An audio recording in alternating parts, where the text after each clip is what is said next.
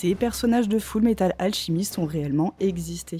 Les lieux de Fullmetal Alchemist sont tous inspirés du réel, on le sait, mais chaque fois on peut également identifier des personnages qui ont réellement existé, bien que les différentes inspirations se croisent parfois, et c'est ce que nous allons découvrir dans cette vidéo.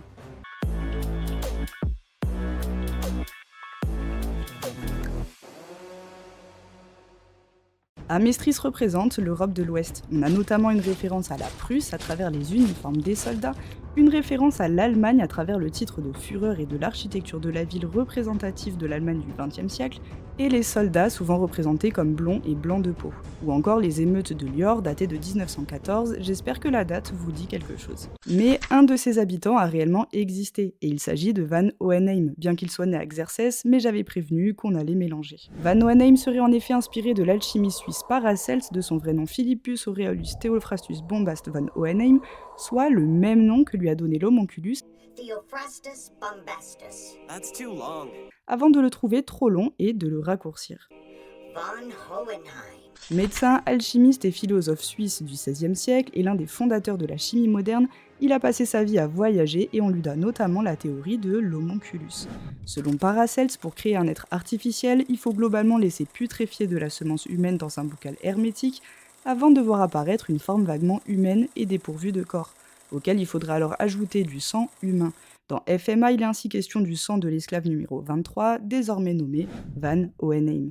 Finalement, Paracels meurt en 1541 à 48 ans. Les conditions de sa mort restent floues, mais s'il n'était pas mort, il aurait eu 417 ans à l'époque de Fullmetal Alchemist, soit globalement son âge énoncé. On trouve également des références à l'armée des États-Unis à travers les noms de certains personnages, Bradley en référence à un tank américain, ainsi qu'au général Omar Bradley, Mustang est un avion de combat, et enfin Hugh est un constructeur d'hélicoptères de combat. En général, on associe Drachma à la Russie, ou plutôt à l'ex-URSS. En réalité, on a quand même peu d'infos sur cette partie de la carte. On sait qu'il y fait froid, qu'ils ont un air sympathique et des cols en fourrure qui pourraient rappeler ceux de l'armée de l'URSS en 39-45, et qu'ils vivent dans un pays glacé, étant séparés d'Amestris par une chaîne de montagnes qu'on pourrait assimiler au Caucase. Ce qui m'amène à Risa Hoki. Oui, je sais, on n'est pas dans la bonne team, mais que voulez-vous, ici on accepte tout le monde, alors n'oublie pas de t'abonner. Risa, de son vrai nom, Rosa Chanina, est au moins l'une des tireuses d'élite les plus célèbres au monde. Mais effectivement, elle était soviétique, je vous avais averti qu'on mélangeait les inspirations. De même que Risa, Rosa a rejoint l'armée par patriotisme après avoir perdu ses parents, suite à quoi elle s'est illustrée pour ses talents de snipeuse sur le champ de bataille. L'une a hérité du surnom d'œil de faucon, l'autre de l'étoile rouge, dis-moi lequel tu préfères en commentaire. Xing représente bien évidemment la Chine. Tout d'abord, on remarque le chara-design très explicite de l'auteur, leur grande maîtrise des arts martiaux, l'utilisation d'explosifs et le fait que leur pays se situe en Extrême-Orient. Mais même leur élixirologie, basée sur le qi ou la circulation des énergies, colle parfaitement avec celle de la Chine de l'époque. En effet, en Chine, l'alchimie était surtout utilisée comme une médecine pour l'obtention de la vie éternelle. Le fait d'amplifier l'alchimie ou de créer des choses ou même de l'or à partir de rien ne les intéressait pas. C'est ce qui a été à l'origine de la médecine chinoise actuelle, réputée dans le monde entier pour son expertise dans les médecines dites parallèles, plus en phase avec les flux d'énergie. Et à ce contexte, on peut lier l'histoire du premier empereur de Qin, Qin Shi Huang. Cet empereur qui avait unifié la Chine, de même que dans FMA on témoigne les différents héritiers, était obsédé par l'immortalité. À tel point qu'il aurait entre autres envoyé un de ses alchimistes, Xu Fu, en voyage pour lui ramener le secret de l'immortalité. Un voyage qui s'inscrit dans de nombreux autres, mais un de ses émissaires s'appelant Fu, celui-ci m'a semblé plus notable. Finalement, c'est un collier en perles de mercure censé lui apporter l'immortalité qui le tuera, une mort qui créera de nombreux conflits relatifs à son héritage, ce qui renvoie une nouvelle fois aux guerres des familles évoquées dans FMA. Xerxès représente bien évidemment les Perses, ce qu'on doit aux similitudes dans l'architecture notamment, le fait que l'alchimie perse est l'une des plus anciennes au monde, mais également à la légende de l'armée disparue. Dans cette légende, l'armée perse, constituée de 50 000 hommes, se serait tout simplement volatilisée dans le désert. Alors on n'est pas encore sur les plus d'1 million d'habitants de Xerxès, mais c'est quand même peu anodin comme histoire. Peut-être que ces 50 000 hommes ont été changés en pierre philosophale finalement. De plus, comme tu dois certainement déjà le savoir, en moins 500, le roi de Perse s'appelait Xerxès. Mieux encore, le nom de jeune fille de sa femme était Amestris. Et si on veut aller encore plus loin, il a succédé à Darius, un nom attribué à un soldat chimère de FMA. Il existe de nombreuses légendes autour de ce couple royal, alors on peut presque piocher ce qui nous intéresse entre réalité et fiction, mais 2 d'entre elles m'ont particulièrement interpellée. La première raconte que Xerxès Ier aurait été tué par Artaban, le commandant de sa garde royale, un meurtre qu'on peut rapprocher de celui de l'Homonculus.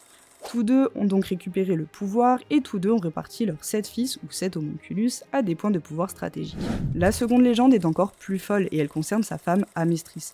Certaines légendes spéculent sur le fait qu'elle aurait pensé que tuer suffisamment d'hommes lui aurait apporté l'immortalité et que pour cette raison, elle aurait fait construire un immense tunnel dans lequel elle envoyait les hommes les plus beaux et les plus forts de Perse afin de les tuer et d'obtenir ainsi la jeunesse éternelle. Ce qui renvoie complètement à la pierre philosophale créée dans les souterrains d'Amestris. Beaucoup considèrent que le génocide du peuple d'Ishbal renvoie à celui de la Seconde Guerre, et on trouve de nombreuses théories sur les inspirations de ce peuple. En réalité, je pense que ce peuple a de nombreuses inspirations, et que les génocides ne manquent pas à travers l'histoire. On a tout d'abord le peuple Ainu du nord du Japon, dont la mangaka est justement originaire. Cependant, on ne retrouve aucun parallèle avec le mode de vie des Ainu, donc si ça s'était voulu explicite, il me semble que ça aurait été le cas. Les Ishbal vivent dans le désert et en vue de leur positionnement géographique, on pourrait alors penser qu'ils représentent un peuple arabe ou perse. Mais au temps de FMA, ils n'ont plus de terre, alors d'autres encore les associent à des tziganes, ce qui renvoie également au génocide de la Seconde Guerre. Au final, entre leurs peaux mates, leurs cheveux blancs et leurs yeux rouges, ils ont les seuls chara-design de l'œuvre à s'éloigner du monde réel. Peut-être une volonté de l'autrice de signifier que l'origine n'est pas pertinente lorsqu'on parle de génocide. Cependant, on pourrait relier le frère de Scar à l'un des plus grands alchimistes de l'histoire, l'Irakien Jabir ibn Hayyan. Ce dernier a passé sa vie à étudier de nombreux domaines, étant traditionnellement relié au mouvement du soufisme, une branche ésotérique de l'islam. L'opposition entre Scar, un moine dévoué à Ishbala, et lui, un croyant dévoué à Ishbala également, mais qui considérait les sciences comme nécessaires à l'élévation spirituelle, se retrouve historiquement dans l'opposition entre les soufistes et les islamistes. D'ailleurs, il est à l'origine des recherches sur l'al-iksir, finalement devenu élixir, terme à l'origine de l'élixirologie, qui occupa la plupart des recherches du frère de Scar. C'est déjà la fin de cette analyse, j'espère que tu auras appris plein de choses sur FMA et même sur l'histoire en général. Si tu veux soutenir mon travail, n'hésite pas à t'abonner, liker, mettre un commentaire et partager. En attendant, je te dis à la prochaine pour une nouvelle vidéo.